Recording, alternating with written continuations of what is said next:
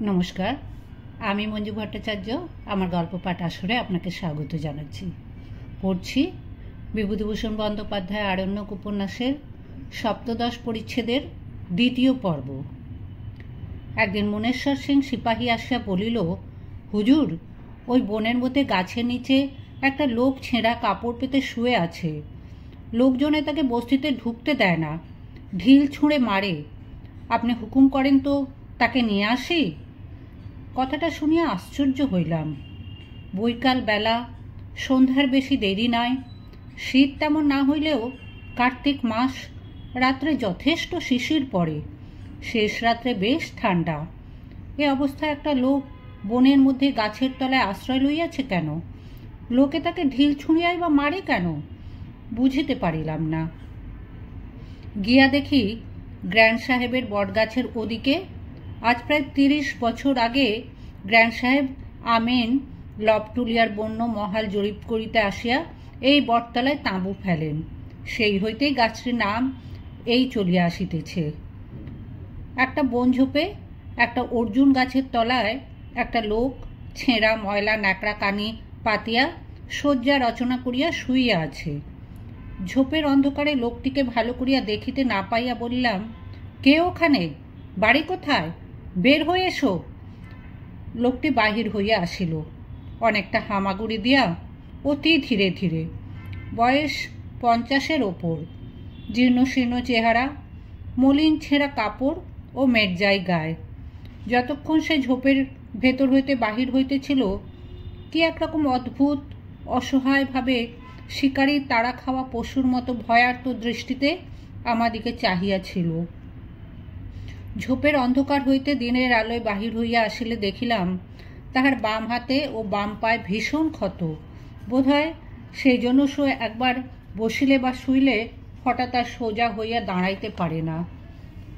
মনেশ্বর সিং বলিল, হুজুর, ওর ওই ঘায়ের জন্যই ওকে বস্তিতে ঢুকতে দেয় না।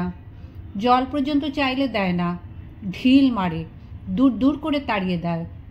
বোঝা গেল তাই এ লোকটা বনের পশুর মতো বন ঝোপের মধ্যেই আশ্রয় লইয়াছে এই হেমন্তের শিশির আর্দ্র রাত্রে।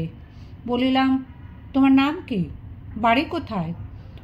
লোকটা আমায় দেখিয়া ভয় কেমন হইয়া গিয়াছে। ওর চোখে রোগ কাতর ও ভীত অসহায় দৃষ্টি। তাছাড়া আমার পেছনে লাঠি হাতে মনেশ্বর সিং সিপাহী। বোধহয় সে ভাবিল সে যে বনে আশ্রয় লইয়াছে তাহাতেও আমাদের আপত্তি আছে। তাহাকে তাড়াইয়া দিতেই আমি সিপাহী সঙ্গে করিয়া সেখানে গিয়াছি। বলিল, আমার নাম? নাম হুজুর গিরিধারী লাল, বাড়ি 3 টাঙা।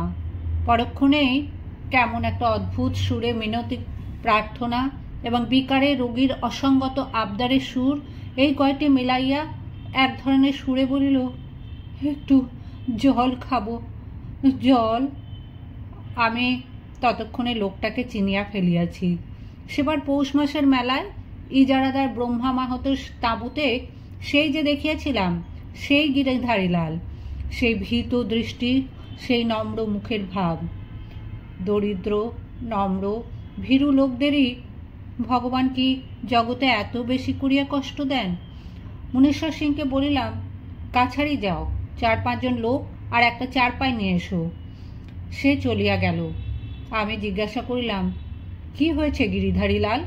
আমি তোমায় চিনি, তুমি আমায় চিনতে পারোনি?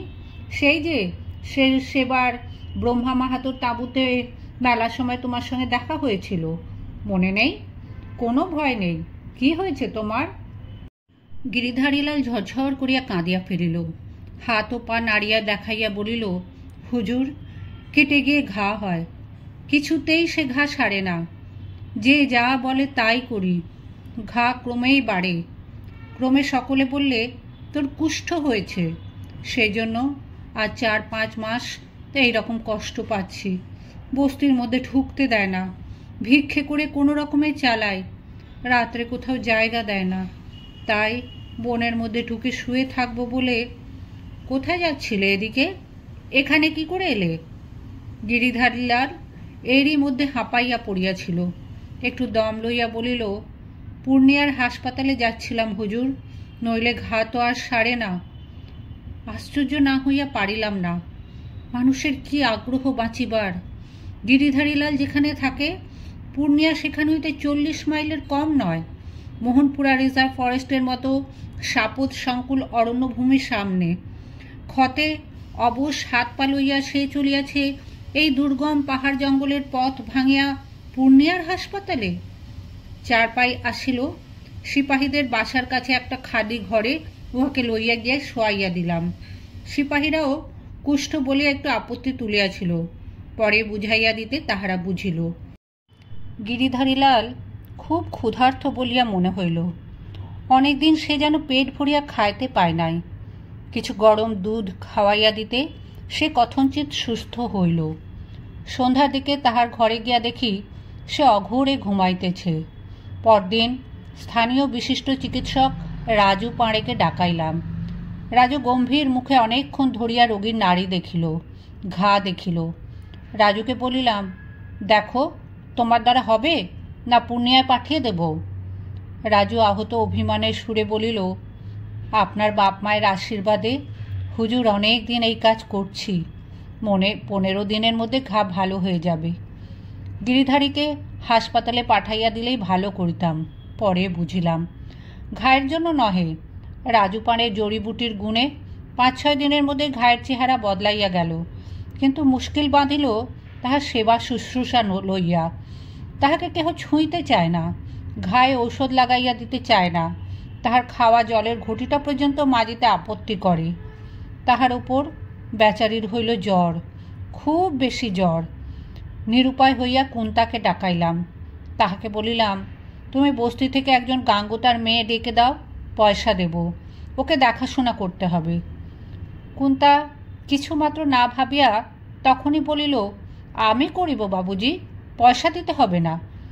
কুন্তা রাজপুতের স্ত্রী, সে গাঙ্গুতা রোগীর সেবা করিবে কি করিয়া? ভাবিলাম আমার কথা সে বুঝিতে পারে নাই। বলিলাম, ওর এঁটো বাসন মাজতে হবে, ওকে খাওয়াতে হবে, ও তো উঠতে পারে না, সেসব তোমায় দিয়ে কী করে হবে? কুন্তা বলিল, আপনি হুকুম করলেই আমি সব করব। আমি রাজপুত কোথায় বাবুজি? আমার জাত ভাই কেউ এতদিন আমায় কি দেখেছে? আপনি যা বলবেন আমি তাই করব, আমার আবার জাত কি?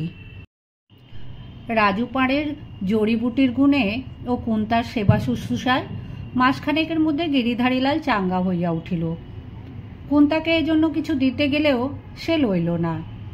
গিরিধারকে সে ইতিমধ্যে বাবা বলিয়া ডাকতে শুরু করিয়েছে। বলিল, আহা, বাবা বড় দুঃখী, বাবা সেবা করে আবার পয়সা নেব? ধর্মরাজ মাথার উপর নেই? জীবনে যে কয়টি সৎ কাজ করিয়াছি তাহার মধ্যে একটি প্রধান সৎ কাজ নিরীহ ও নিঃস্ব গিরিধারীলালকে বিনা সেলামিতে কিছু জমি দিয়া লবটুলিয়াতে বাস করানো। তাহার খুপড়িতে একদিন গিয়াছিলাম। নিজের বিঘা 5 জমি সে নিজের হাতে পরিষ্কার করিয়া গম বুনিয়াছে। খুপড়ির চারিপাশে কতগুলি গোড়া লেবুর চারা পুঁতিয়াছে। এত গোড়া লেবুর গাছ কি হবে গিরিধারীলাল? হুজুর, ওগুলো শরবতি লেবু, আমি বড় খেতে ভালোবাসি। চিনি মিশ্রি জোটে না আমাদের। ভুড়া গুড়ের শরবত করে ওই লেবুর রস দিয়ে খেতে ভারী তার। দেখিলাম আশার আনন্দে গিরিধারীলালের নিরীহ চক্ষু দুটি উজ্জ্বল হইয়া উঠিয়াছে। ভালো কলমের লেবু, এক একটা হবে 1 পোয়া। অনেক দিন থেকে আমার ইচ্ছে, যদি কখনো জমি জায়গা করতে পারি তবে ভালো শরবতি লেবুর গাছ লাগাবো। পরের দৌড়ে লেবু চাইতে গিয়ে কতবার অপমান হয়েছি হুজুর, সে দুঃখ আর রাখবো না।